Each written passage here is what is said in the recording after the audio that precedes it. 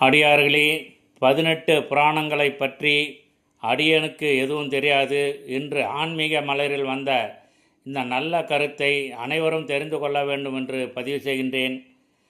வேதவியாசர் தெய்வங்களின் வரலாற்றை தொகுத்து 18 புராணத்தை எழுதியுள்ளார்.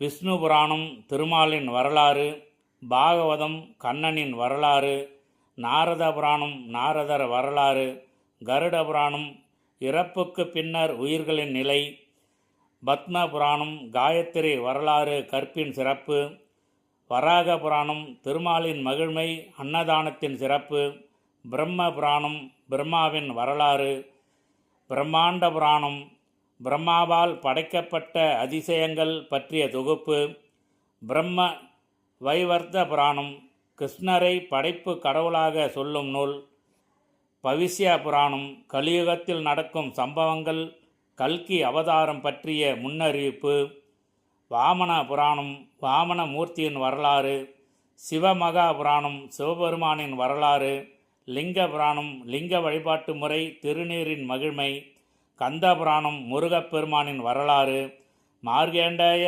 புராணம் அத்தி முனிவர் அனுசூயா வரலாறு, ஜெய்மினி முனிவருக்கு மார்கண்டேயர் சொல்லிய கதை, அக்னி புராணம் அக்னி பகவான் வரலாறு, மச்ச புராணம் விரதம் தானம் முன்னோர் வழிபாடு பற்றிய தொகுப்பு, கூர்ம புராணம் கூர்வமதார ஆமை வரலாறு.